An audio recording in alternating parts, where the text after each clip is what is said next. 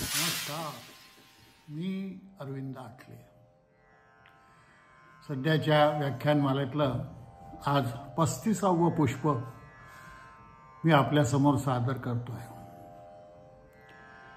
मागच्या 34व्या पुष्पामध्ये आपण योगनिद्रा सादर केली आणि त्याच्या आधी भागवतातली पहिली कथा जी आहे ती आपण सादर केली होती. या योगनिद्रेला प्रचंड असा भरघोस प्रतिसाद मिळाला. परमेश्वरी कार्यच हे चालू आहे अशी माझी समजूत आहे. आणि आज मी भागवताची दुसरी कथा घेणार आहे. तर कथेला आपण सुरुवात करूया. प्रथम माझे सद्गुरू श्री नरसिंह सरस्वती स्वामी महाराज यांना वंदन करतो. त्यांनी माझ्यावर त्यांचा आशीर्वाद असाच कायम ठेवावा आणि मला आपल्यासमोर काही मांडण्याचं बळ द्यावं. त्याप्रमाणे भगवान श्री विष्णू जे जगाचे चालक आहेत, माता सरस्वती, तर भगवान वेदव्यास ज्यांनी हे श्रीमद भागवत रचलं आणि त्यांचे वैराग्यदायी असे सुपुत्र शुक आदी सर्व ऋषीमुनींना वंदन करून मी माझी कथा सुरू करतो. मागच्या वेळी आपण भक्ती देवीच्या कथेमध्ये रममाण झालो होतो. तिची अवस्था आपण वर्णन केली. तिचे 2 पुत्र ज्ञान आणि वैराग्य, कलियुगात त्यांची कशी अवस्था झाली होती दयनीय ते आपण पाहिलं आणि नारद मुनींना अत्यंत वाईट वाटलं. त्यांना समजेना की या पुत्रांना संजीवनी कशी काय द्यावी आणि ते विचार करू लागले. भक्तिदेवी म्हणाली, नारदांचं दर्शन तिला झालं, ती धन्य झाली आणि ती म्हणाली की देवर्षी आपण धन्य आहात. माझ्या भाग्यामुळेच मला आज तुमचं दर्शन झालेलं आहे. तुमच्यासारख्या भगवत अशा ह्याच्यामध्ये रत असलेल्या ऋषींचं दर्शन होणं हे माझं फार मोठं सौभाग्य आहे. प्रल्हाद सुद्धा आपल्या कृपेने तरला. ध्रुव आपल्याच कृपेने अढळ पदावर पोचला. तुमची थोरवी काय वर्णन. प्रत्यक्ष ब्रह्मदेवाचे आपण पुत्र आहात, तेव्हा आपणाला मी नमस्कार करते. नारदानं काय बोलावं हे सुचेना. ते म्हणाले, देवी तू व्यर्थ खेद करतेस. तू श्रीकृष्ण चरणांचं स्मरण कर,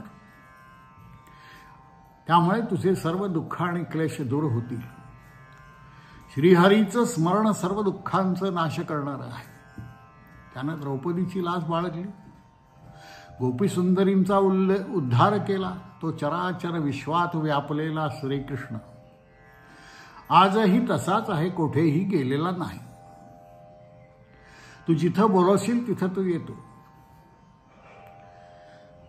आणि तपानं यज्ञ दानाने सुद्धा तो कधी वश होत नाही, परंतु तुझ्या कृपेने भक्तीने तो सिद्ध होतो. आणि या कलियुगात फक्त भक्तीनेच मुक्ती मिळते. तेव्हा बाई, हे सुंदरी, तू सर्वांवर कृपा कर आणि माझ्या भक्तांचं पोषण कर. याप्रमाणे श्रीहरीनं प्रसन्न झाले. श्रीहरी आणि त्यांनी मुक्ती ही दासी तुला दिलेली आहे. ज्ञानवैराग्य हे पुत्र तुला दिलेले आहेत. परंतु कलियुगात पाखंड रोग झालेला असल्यामुळे तू क्षय पावलीस. तुझे पुत्र वृद्ध झाले. कलियुगात तुम्हाला कोणी विचारत नाही. पण काही चिंता करू नको, मी काहीतरी नक्की उपाय सुचवेन तुला. मी नुसता हरिदास नाही, त्यामुळे ज्याच्या हृदयात ईश्वर भक्ती आहे त्यांना प्रेत पिशाच असुर राक्षस कोणीही स्पर्शसुद्धा करू शकणार नाहीत. तपाने, योगाने, वेदाध्ययनाने, क्रियाकर्माने भगवत प्राप्ती होत नाही, तर ती भक्तीने श्रीहरीची कृपा नक्की मिळते. याला गोपिका प्रमाण आहेत. त्यामुळे कलियुगात भक्तीने श्रीकृष्ण समोर उभा राहतो.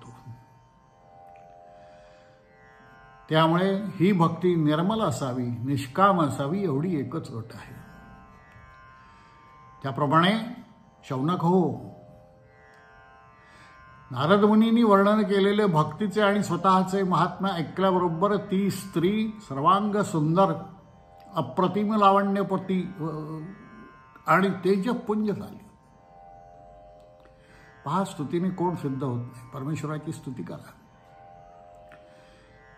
ती म्हणाली, नारद मुनी, तुम्ही धन्य आहात. तुमच्या हृदयात मी नक्की नित्य वास करीन. तुम्ही कृपाळू आहात. माझे सर्व दुःख आणि पीडा तुम्ही क्षणात दूर केली. धन्य. आता माझे पुत्र सावध होत नाही, त्यांचीही पीडा दूर करा. नारद पुढे झाले. त्यांना म्हणाला, अरे ज्ञाना, अरे वैराग्य पुत्रा, उठा उठा. त्याने खूप हाका मारल्या, हलवलं, ते काही उठेच नाही. वृद्ध जरा जर्जर झालेले होते आणि कितीही काही झालं तरी पुन्हा मान टाकून ते खाली पडायचे. त्या दोघांच्या कानामध्ये नारदांनी मोठमोठ्याने वेदघोष केला, तरीही ते उठेनात. गीतापाठ केला, तरीही ते उठेनात. त्यांचं सगळं शरीर अस्थिपंजर झालेलं होतं. तेव्हा काय करावं हे त्यांना समजेना. त्यांना वाटलं की माझ्या वचनाला आता त्या कलंक लागणार आणि मी सावध करीन असं मी भक्तिदेवीला वचन दिलेलं आहे. तेव्हा ते स्वतः परमेश्वराला शरण गेले. अरे परमेश्वरा, मी काय करू म्हणजे हे दोन पुत्र योग्य होऊन कामाला लागतील. खूप वेळ भगवंताचा धावा केला आणि मग आकाशवाणी झाली, नारदा, खिन्न होऊ नकोस. तुझे मनोरथ पूर्ण होतील. काय उपाय करावा हे साधू महात्मे तुला सांगतील. आता ही आकाशवाणी सर्वांनीच ऐकली, नारदांनी पण ऐकली, पण त्याचा अर्थ काही त्यांना कळला नाही म्हणून ते एकमेकाच्या तोंडाकडे पाहावं लागले. आकाशवाणीने असं स्पष्ट काही सांगितलं नव्हतं. त्यामुळे सत्कर्म म्हणजे काय करायचं हे सांगणारे साधू कुठे भेटतील असे त्यांना अनेक प्रश्न पडले. तेव्हा नारद मुनी भक्तीला म्हणाले, थांब, आत्ता मी येतोच, तू काळजी करू नको. आणि ते तेथून निघाले आणि प्रत्येक तीर्थावर ऋषीमुनी साधू दिसतील त्यांना हकीकत सांगावे आणि कोणता उपाय आहे असं विचारावं. असं करत करत ते फिरू लागले. हे कोडं नारदाला जे पडलं याचा उपाय काय, ही वार्ता सगळीकडे पसरली आणि सगळीकडे कोलाहल. आणि मग नारदांच्या लक्षात आलं की हे आपल्या शक्तीच्या बाहेरची गोष्ट आहे. शेवटी ते बद्रीनारायणाच्या वनात आले आणि कुठेही न जाता इथंच तपश्चर्या करून ह्याचा उपाय काढावाच हे त्यांनी ठरवलं. तेवढ्यात त्यांना सनंदन, सनातन आणि सनतकुमार हे 4 ब्रह्मपुत्र दिसले. नारद मुनींनी त्यांना ही सर्व हकीकत सांगितली. नारद म्हणाले, माझे भाग्य योग्य वेळी तुम्ही मला भेटले. तेव्हा तुम्ही आमच्या पूर्वजांचे पूर्वज, तरीही 5 वर्षाच्या मुला इतके तरुण दिसता, याचं रहस्य काय? त्यामुळं सदा हरिकीर्तनपर आणि भगवंताशी एकरूप जीवन झाल्यामुळेच ते तसे आहेत असं रहस्य समजलं. तेव्हा नारद म्हणाले की मला काहीतरी उपाय सांगा. की भक्ती ती तर झाली व्यवस्थित, परंतु तिचे जे पुत्र आहेत ते काही त्यांची जरा सोडत नाही. तेव्हा हे जे देवानं त्यांनी सांगितलं, देवानं तुम्ही चिंता करू नका. हे जे सगळे 4 कुमार भेटले होते, विरक्तामध्ये तुम्ही शिरोमणी आहात आणि श्रीकृष्ण भक्तांमध्ये, योग्यामध्ये तुमच्या तोडीचा विश्वास कोणीही नाही. तेव्हा तुम्ही निराश होऊ नका. परंतु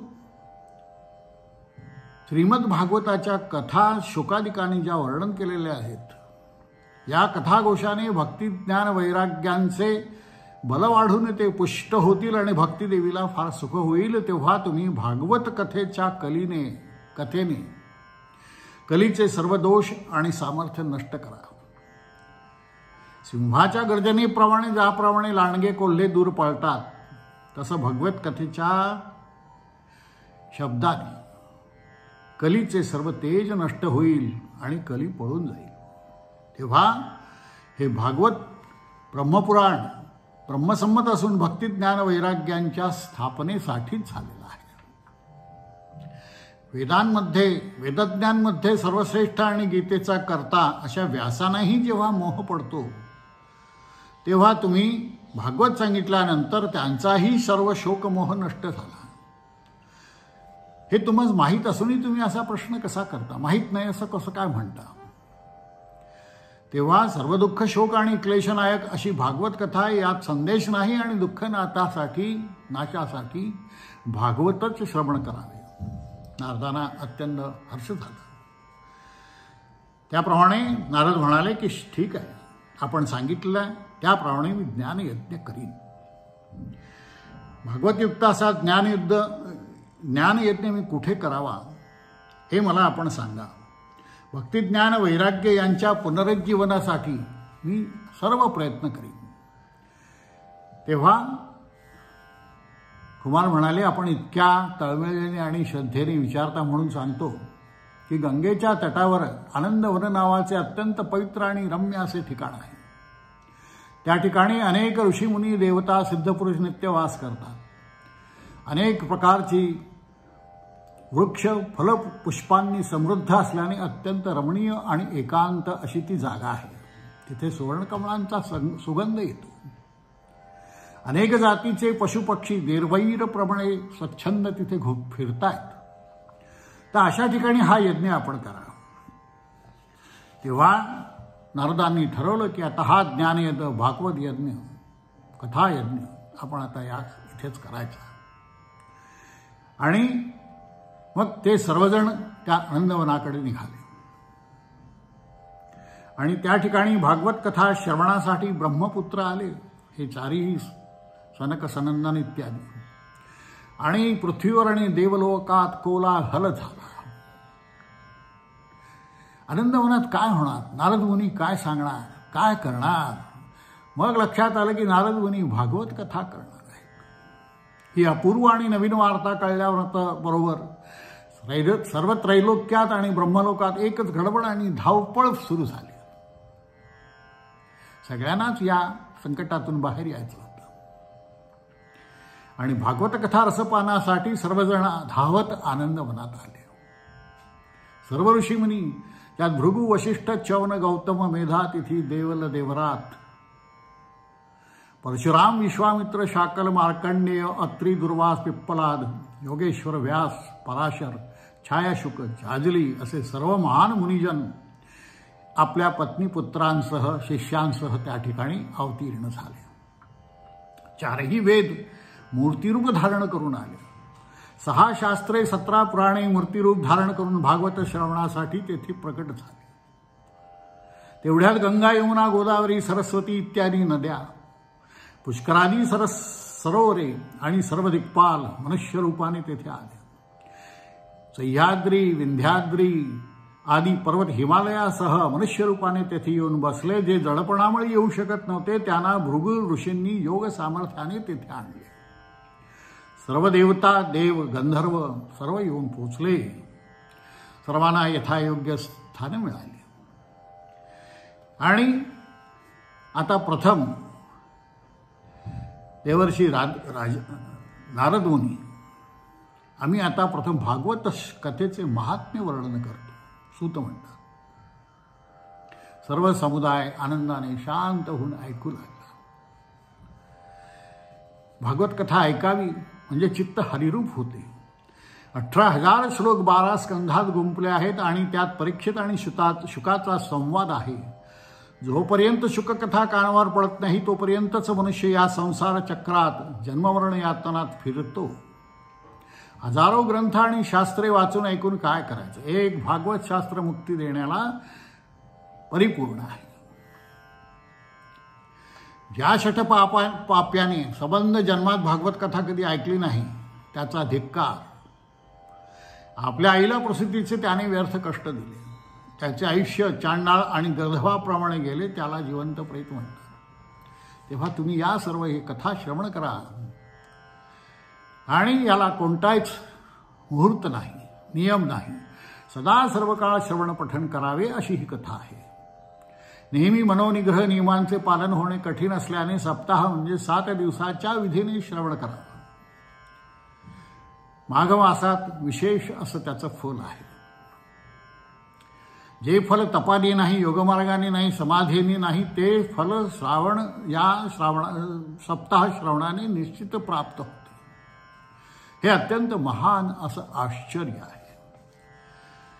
त्याप्रमाणे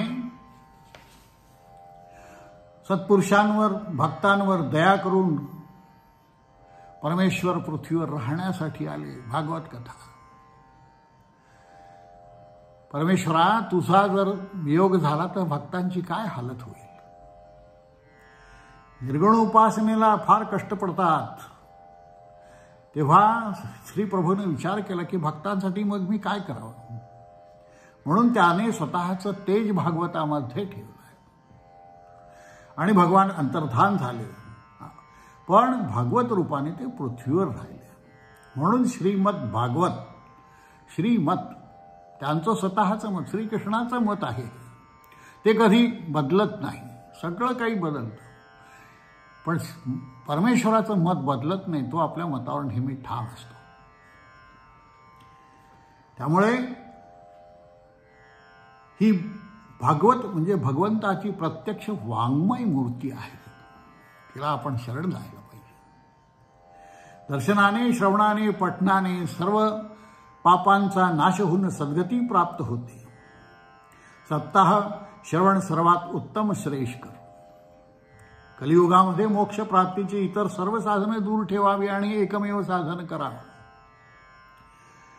सूत म्हणतात, सौनक हो, ज्याप्रमाणे कुमारांनी भागवताचे महात्म्य सांगितले आणि भागवत कथेला सुरुवात झाली. प्रथम भागवताचा सर्वांनी उच्च स्वराने जय जयकार केला. इतक्यात एक आश्चर्य झालं. शौनको ऐका, प्रत्यक्ष भक्तिदेवी आपल्या दोन्ही हातांनी आपल्या 2 तरुणपुत्रांना बोट धरून चालवीत व मुखाने श्रीकृष्ण गोविंद हरे मुरारी हेथ नाथ नारायण वासुदेव याप्रमाणे प्रेमाने भजन करीत करीत आनंदाने डोलत डोलत तिथे आले. तिच्या नेत्रातून प्रेमाश्रू वाहत होते. पुत्रांना घेऊन ती भरसभेत येऊन उभी राहिली आणि हजारो श्रोते हा चमत्कार पाहायला लागले. नारदमुनी, पहा, भक्तिदेवी आपल्या पुत्रांसह आलेली आहे. भक्तिदेवी सनतकुमारा पुढे नम्र होऊन म्हणाली, महाराज, आपण मला आज सजीव केलं आणि पुष्ट केलं. धन्य धन्य. या कलीने तर माझे प्राणच नष्ट केले होते, परंतु आपण आणि या सर्व हरिदासांनी कथा रसाने मला पुनर्जीवन दिलेलं आहे. हे ब्रह्मपुत्र महात्म्यानो, मी आता सुखाने कोठे राहावे ते मला आपण सांगा. माझ्या पुत्रांना घेऊन मी तेथे राहीन. याप्रमाणे भक्तिदेवीचे बोलणे ऐकून ब्रह्मकुमार म्हणाले, देवी, भवरोगाचा तू नाश करणारी, प्रेमरूप आणि भक्तांना गोविंदरूप करणारे आहेस. माते, तू नित्य भक्तांच्या हृदयात आपल्या पुत्रांसह धैर्याने निवास कर. श्रीहरीच्या लाडक्या भक्तांच्या हृदयात तू राहिल्यामुळे कलीचे कोणतेही दोष तुला बाधणार नाहीत आणि त्या कलीचे सामर्थ्यही चालणार नाही. आनंदाने भक्तांच्या हृदयात राहा. तेव्हा ब्रह्मपुत्र कुमारांनी याप्रमाणे सांगितल्यानंतर त्यांना अभिवादन करून भक्तिदेवी ज्ञानवैराग्य या पुत्रांसह अंतर्धान पावली आणि भक्तांच्या हृदयात, मनात, चित्तात तिने निवास केला. सर्व जगात त्रिभुवनात श्रेष्ठ कोण, तर ज्यांच्या हृदयात श्रीहरीची भक्ती आहे तेच श्रेष्ठ.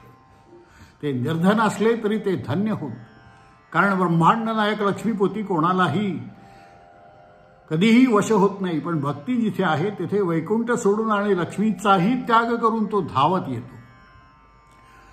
सर्वतंत्र, स्वतंत्र, सर्वेश्वर परमात्मा भक्ती जेथे बोलविल तेथे जातो.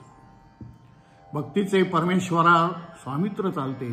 म्हणून परमेश्वरापेक्षा सुद्धा ईश्वरापेक्षा सुद्धा ईश्वर भक्ती श्रेष्ठ आहे. नमस्कार. आज इथे थांबूया. अजूनही खूप छान छान पुढे आहे कथा, ऐकूया आपण पुढच्या वेळी. नमस्कार.